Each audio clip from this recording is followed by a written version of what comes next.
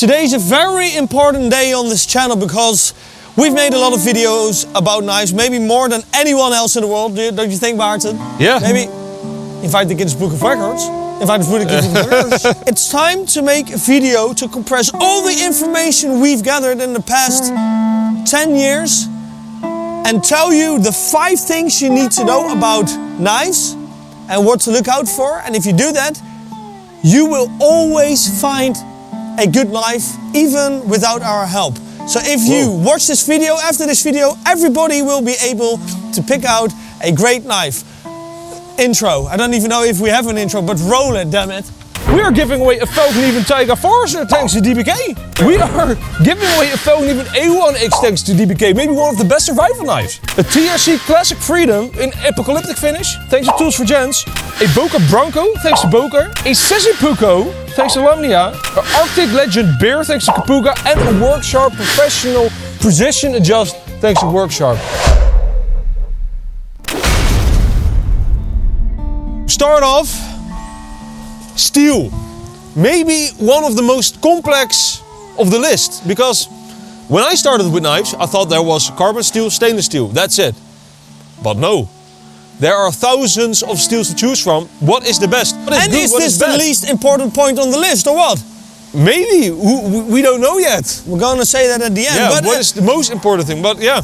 So steels, Mikkie. What's the best steel, Martin? What steel do you need to look out for? And that is the hardest question that you can ask a man. Because I always ask, when people ask me that, what are you going to use the knife for? First of all, CPM 3V, maybe our favorite steel. And as you can see, it has a little bit of oxidation on it. Yeah? A little bit of oxidation. Look, my Malanica, and I think it is a screw wear. This is probably my favorite steel at the moment.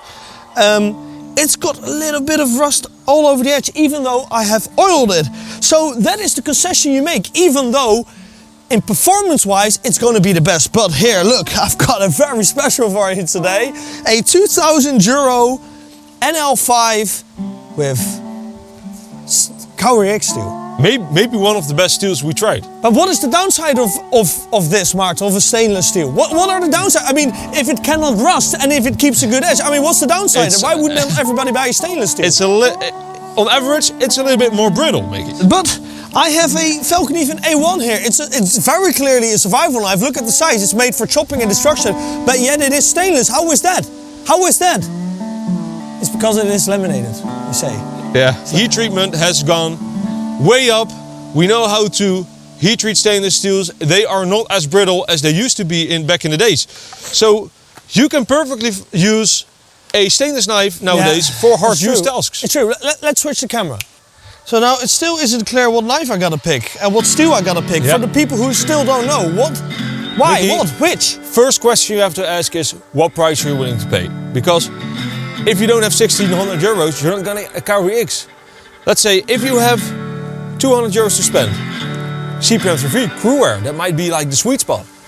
But cheap knives, they often have like D2, but D2, that's a bad steel. Not always. 18 Leuku, one of my favorite knives, it's just a plain old D2 steel, yet 400 euros. 400 euros. In general, go for the popular brands and you know their heat treatment will be alright. Lion Steel, Mora, Falcon, brands like that, Benchmade, TRC. Whoa, that's one. That's one I gotta say. This video is sponsored by Bespoke Post. A monthly subscription that will give you a nice gift every month. And that's great because Bespoke Post says that every box has around $70 worth of goods inside, but costs you only a fraction of the value. You can preview your box before it is shipped to decide if you like to 1. Keep it. 2. Swap it for a different box. 3. Skip them all entirely for no charge. You only pay for what you want. Every month you get cool new products. Outdoor gear, barware, home and kitchen goods, clothing and even more. 90% of the products come from small brands, many of which are based right here in the US. Take the weekend box for instance, a stylish heirloom level carry-all, or the chill box with a day tripper cooler bag that comes with a stainless steel bottle opener, which is perfect for this summer. Now go to bespokepost.com/dbck20 and enter code dbck20 at checkout for 20% off for new subscribers. Yeah. Scandivex, high Scandi, Scandi, convex, V-edge. The V-edge is generally made for easiness of sharpening. It's easy for the factory. The most knives will have a V-edge. The convex knives are gonna be more expensive because they mostly have to be made by hand. But you're gonna see that if you try to carve with it, it's gonna be easier than the V-edge. If you try to feather stick with it, it's gonna be easier than the V-edge. Maybe it's gonna be the most easy of all. What are the strong points of the convex? An amazing batoner. It's gonna be an amazing feather sticker. However, if you wanna carve, Scandi. If I did do what I just did, this is, oh yeah, way better. It's gonna do it way better. The UK knife, by the way. I don't know if it's still in stock, probably not, but if it is, check it out. V-edge, EDC, folding knife. Slash survival. Slash survival, yeah. The full convex, survival knife, yeah. Survival knife, whoa. And hunting. Bushcraft, the Scandi and the high Scandi. The crossover that we love, we like to do a little bit of bushcrafting tasks and we like to do a little bit of the more hard use survival tasks. Like battalion and stuff. It is the Scandivex. There you have it. That is like, yeah, the categorizing it, yeah, we can say, yeah, bye. And one more thing I want to categorize with the grind is also the sharpness of the spine. Look out for that. Because you want to scrape stuff. If you want, you might want to scrape wood. See that you can scrape the back of the wood. Yeah. But you can also scrape a fire steel. You can scrape, yeah, whatever you want to scrape. I mean, scrape like you want to scrape and you have never done before. But if the back of the knife is not sharp, you're already missing a tool, in my opinion. So, look out for that too. Another thing I would love to add for the grind is sharpening choil, no sharpening choil. Oh, when sharpening on water stones, with the sharpening choil, you hit the outmost edge here. If you don't have the sharpening choil, like you can see here, you're gonna get like a little penis in the wood. You see that? Yep. That is sticking out because you cannot hit it with water stones. If you are a hunter, you don't want a sharpening choil. Why? Why don't you want a sharpening choil? Because if you're skinning the animal, tendons, stuff like that, they're gonna stick in here and don't cut. Whereas with this, the whole edge will cut the meat and the tendons and the muscle and the hair and the skin. And the balls maybe. Yeah, even. the foreskin. So that's why for hunting, you don't necessarily want a sharpening choil. Handle. Let me handle that question for you. Whoa! Very great one. If a knife doesn't hold nice, you're not gonna use it. You're not gonna use it. You tend to use the knife that you like the feeling of most. And this one is maybe so personal that we cannot really, give you good information on that. Well, you can look out for what you don't want. You don't want hot spots. You don't want hot spots, exactly. But every hand is different, so every hand will like a different handle. That's as simple as it. But there are a few basic rules when it comes to handles. Yeah. Again, use case, hot spots. This very traditional Puko, yeah? Yeah. This handle can't really give you hot spots. But on the other hand, it doesn't give you like the best grip. So for a survival situation or very wintry wet weather, this is not the safest handle. Yes, what is? Well, whoa, look at our knife. Yeah. This is a handle. It has a finger guard, so your hand doesn't really slip on the edge that easily. Yeah. It has a Coke bottle shape. So it grips your hand very nicely. For me, it's very comfortable. But again, these shapes can also give other people with different hands maybe hot spots, which you might not find there. Then, if you live in very cold, wet weather, you have the concealed tang handles. It's a handle that goes around all of the tang. Very foolproof. Yeah, you don't necessarily need an expensive knife for that because Moras, they have that as well. It's a handle, it's always warm, it's often pretty soft to the touch, it doesn't conduct heat or cold as easily. Nope. El Chedi, maybe one of the best choppers. It has a very spacious handle, it offers grip for my hand, it offers this is a very important feature in a big chopper, this, because when you're chopping, you do this motion, look, my pinky finger is behind there, so it doesn't slip out of my hand while doing that motion. That's a very important design feature. And Mikkie, of course, last but not least, The material. your own taste. Do you like traditional wood? Yeah. Do you like Takes more care. something very fancy like this titanium with a pattern on it?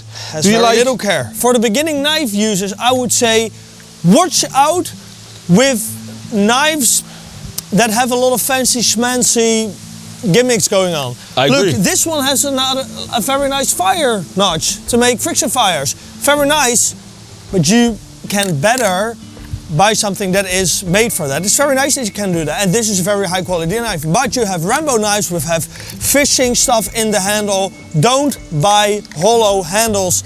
no? Avoid that. Or they have these kind of very fancy finger guards for, you know, protecting while fighting with it. Don't use that. Yeah. Like And a Rambo knife. Even this, it is nice, it works, but you will destroy your handle. And your handle is going to be everything, because if your handle breaks, you have just a slab of steel, and that is very not nice. Yeah. So the handle is like kind of 50% of what makes a knife good. So watch out for that, and don't be cheap on the handle.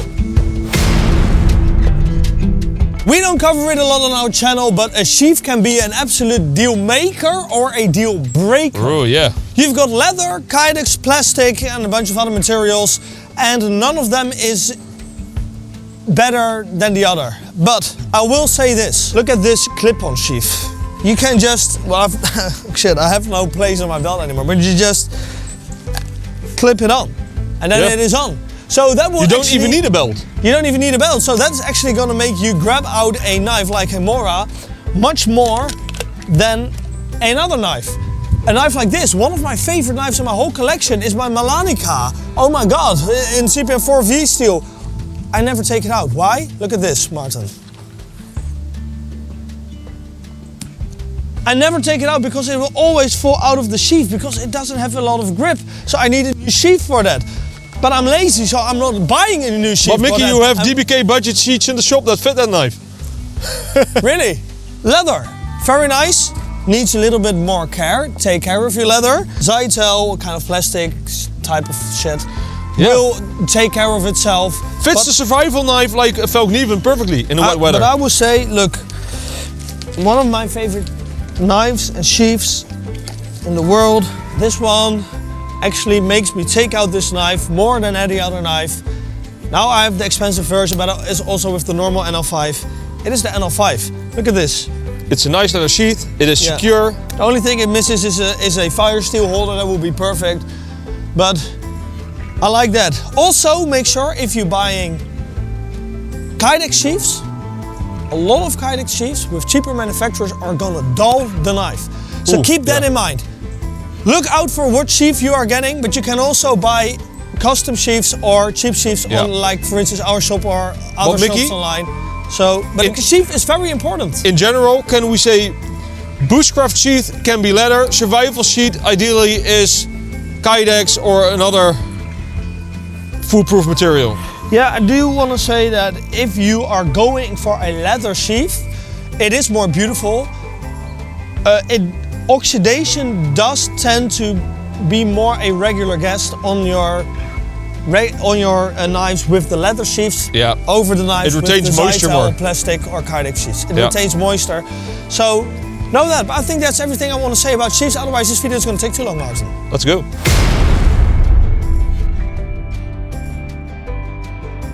In Dutch we say met smaak valt niet te twisten. Yeah? You cannot argue about taste. Design. The design of a knife. First, what are you going to use it for? Hunting, survival, military use, bushcraft. That's the most important thing. Chopping, maybe a big knife, small knife, most important. But also the eye also wants something. And for me, my kid's dream knife, it was the K-bar. Look what happened with it. Design is not everything. For the people who don't know, this is just this is like 50% of the knife because it broke. You know, design, you don't only look at how the knife looks, also what's underneath the handle. The design is like the knife as a whole. It needs to be good, but it also needs to fit your personal taste.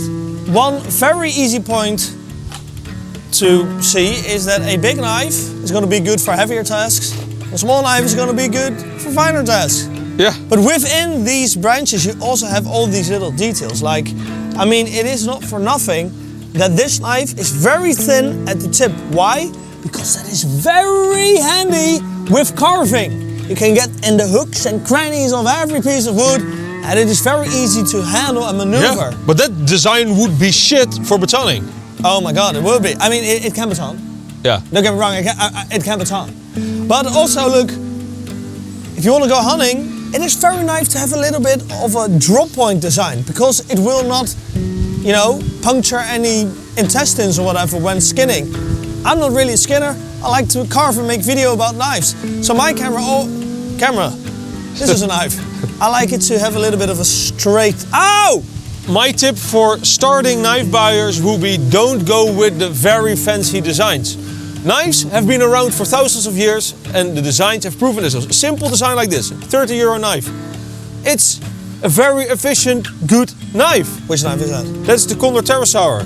Oh my God. And you know, if you're starting with buying knives, you are often looking at these very fancy designs, looking crazy, looking like they come from a game or from a movie. Yeah. Don't go with that. If you get more experienced, there are knives like this.